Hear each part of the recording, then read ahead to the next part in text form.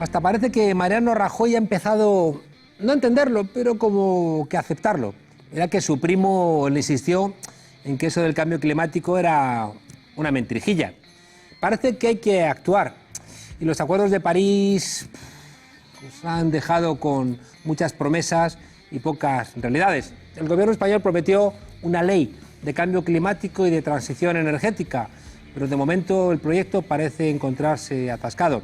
No podemos negar que, si miramos hacia la historia, nos encontramos con que los que enseñaron a leer y a escribir a la gente humilde recibieron muchos ataques. Hoy, a los ecologistas que nos enseñan a leer y a escribir la gramática de un planeta que se nos está yendo al carajo, también reciben muchos ataques. En cambio, de nosotros no pueden recibir aquí en la frontera, sino cariño. Javier Andaluz, experto en cambio climático de Ecologistas en Acción. Un placer tenerte aquí. Un placer mío. Javier, los negacionistas del cambio climático han estado frenando, ¿no? Financiando estudios, comprando científicos para frenar, ¿no?, esa evidencia de que la mano humana... Han estado haciendo de todo. Creo que el caso más conocido es el de Exxon, que pagaba en 1971 hasta 2001 ingentes cantidades de dinero a The New York Times para poder publicar una columna donde difundir aquellas opciones que intentaban negar un poco el cambio climático. Hoy, a nivel científico, afirmar que... ¿Cómo está la cosa? Pues hoy a nivel científico afirmar básicamente que el cambio climático no existe es lo mismo que afirmar que la Tierra es plana, es decir, el consenso científico es amplísimo. De hecho, esos antiguos negacionistas ahora están yendo por otros lares que tienen mucho más que ver con el lavado verde o con salidas empresariales que sabemos que nos condenan a más y peor cambio climático. O sea, el propio nombre que estamos dándole a esta nueva era tiene que ver con esa asunción, ¿no? Sí. De que el ser humano... Es evidente, todos los datos científicos lo muestran, ha sido nuestro modelo de consumo, lo que ha hecho el antropoceno, el ser humano está en el centro de la modificación de todos los sistemas que permiten al fin y al cabo la vida o el planeta que conocemos tal y hoy. Hemos visto que hay una relación directa entre la derecha y los intereses empresariales. A menudo se dice, no, hay gente que desde posiciones críticas o progresistas, incluso de izquierdas, cansado, por ejemplo, en España del Partido Socialista y en ausencia de otras fuerzas políticas que les interesaban, votaban al PP. Pero es que la vinculación que hay entre la derecha y las grandes empresas es absoluta. Es absoluta, es decir, no solamente vemos como en el caso, por ejemplo, energético es bastante claro que tenemos en estos momentos un gobierno que básicamente está poniendo la ley que muchas energéticas, el gran oligopolio energético tiene sobre la mesa, sino que vemos que cada vez que al gobierno se le pide medidas ambiciosas, lo que responde es medidas de mercado, es decir, claro, convertir todo esto nuevamente en un producto que se puede comprar y vender y que es rentable si se vende o se compra, y lo que sabemos hoy por hoy es que el cambio climático hay que frenarlo, y la derecha y los sistemas liberales lo único que están haciendo es adelantando y acelerando todo este proceso a través de soluciones que buscan, pues por ejemplo, el fracking o la búsqueda de nuevos yacimientos petrolíferos que sabemos que son altamente contaminantes. Javier, en Ecologistas en Acción habéis estado muy atentos, ¿no?, al anteproyecto de ley de cambio climático y transición energética, que en teoría debiera estar lista en 2018 y donde están participando todos los ministerios, ¿no? Cuéntale a la gente qué está pasando con ese anteproyecto de ley. Bueno, pues básicamente que es una de las nuevas normas que se anuncian mucho, que a esto nos tiene bastante acostumbrados el gobierno actual, a anunciar a bombo y a platillo nuevas leyes que van a frenar problemas. Rajoy lo anunció en el 2016, en la cumbre de Marrakech. Ajá. En junio empezaron a hacer un proceso y lo que sabemos es que un año y medio después no tenemos ningún texto. Si comparamos con otros países, además poco sospechosos de rojos, como por ejemplo puede ser Reino Unido, puede ser Francia, ellos tienen sus legislaciones de cambio climático desde 2008. Es decir, que España llega 10 años tarde, pero lo cual es preocupante no solamente porque no vemos que haya un interés político, vemos como la ministra Tejerina y el ministro Nadal tienen declaraciones completamente contrarias. Mientras la ministra Tejerina admite y dice necesitamos una ley de cambio climático ya, la tendremos en junio, Nadal dice no, tendremos que esperar a ver qué nos dice Europa, pero sin embargo sabemos que lo necesitamos ya y que no podemos seguir adelante con un montón de compromisos que tenemos si no tiramos adelante esa ley. Y vemos que nuevamente pues, nos están dando vueltas sobre el asunto porque parece que no hay la ambición política necesaria para situar el cambio climático en el centro de la toma de las decisiones, que es lo que sabemos. Claro. Que tenemos. A ver, explicamos cada vez más, ¿no?, en la universidad, en ciencias políticas, cómo los lobbies, los grupos de presión, tienen la capacidad, ¿no?, de doblar el brazo a los congresistas, a los diputados, a los senadores. Vemos que tienen muchos recursos y mucha gente trabajando, ¿no?, para intentar convencer a los representantes, en teoría, de la soberanía nacional.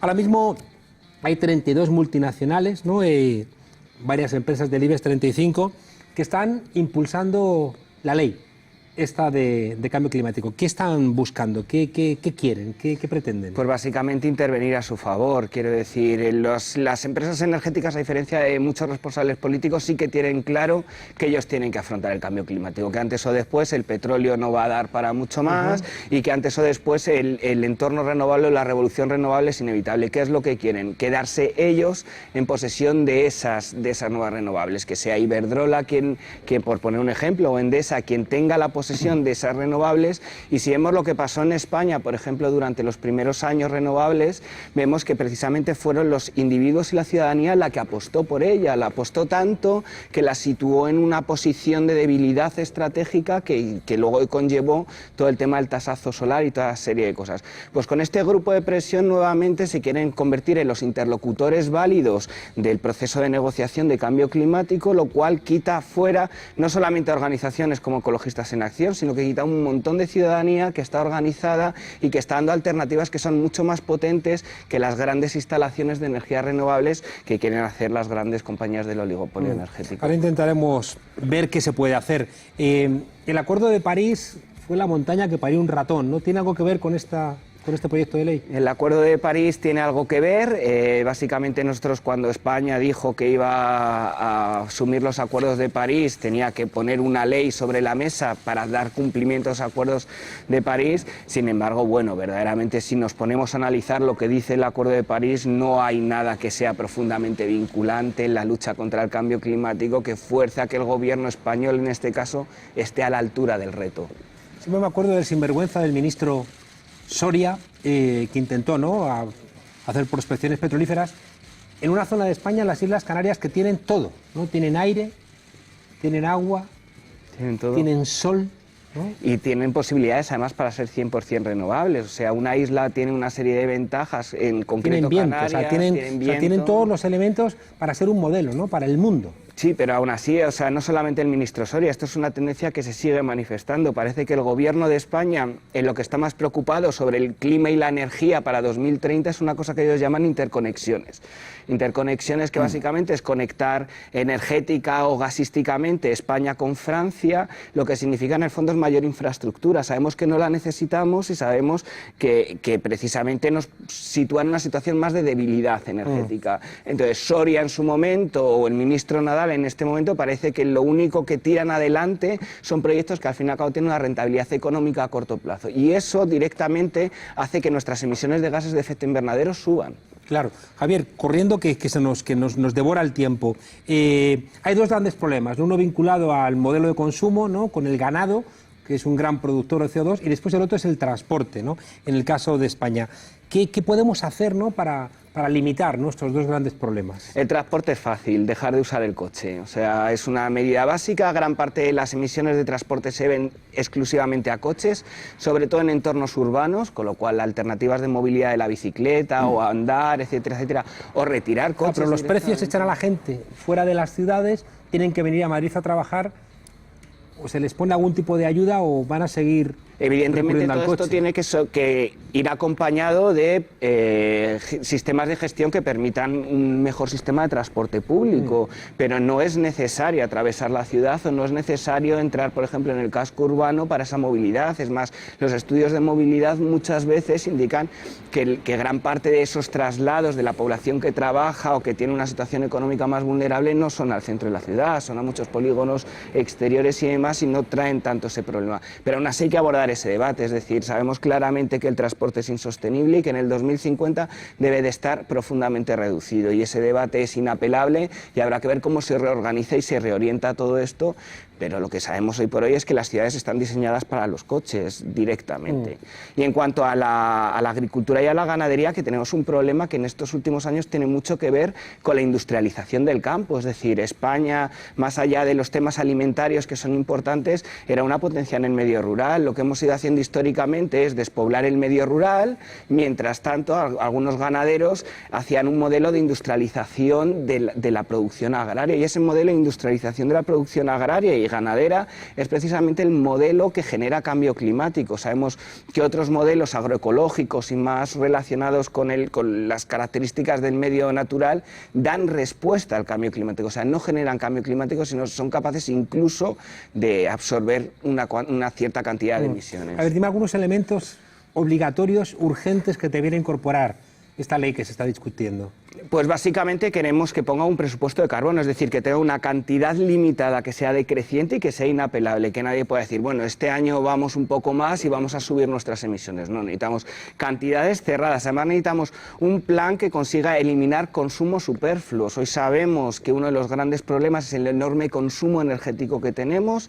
Para que nos hagamos una idea, un español medio consume unas 2,42 toneladas de petróleo equivalente anuales, y eso tiene que bajar a una. Entonces solo hay una forma de abordar eso, que es a través de una reducción de un montón de consumos que no necesitamos y que nos tenemos que plantear. ¿La gente puede plantearlo también en su casa? Sí, sí, evidentemente, pero además en su casa, en cualquier actividad cotidiana, o sea, incluso comprando, no tener una bolsa de plástico también baja nuestra calidad energética, pero además es que la gente necesita soluciones específicas. Por ejemplo, cuando hablamos de pobreza energética, no solamente es un bono social, que ya sabemos que es insuficiente, sino que hay medidas como el ahorro energético y el aislamiento en las viviendas, que sabemos que pueden reducir hasta el 40% del consumo en una vivienda. Y aparte que España se quitaría un pedazo del déficit, ¿no?, que tiene por importar eso. ¿Qué más? ¿Qué otras medidas tiene que incorporar la ley?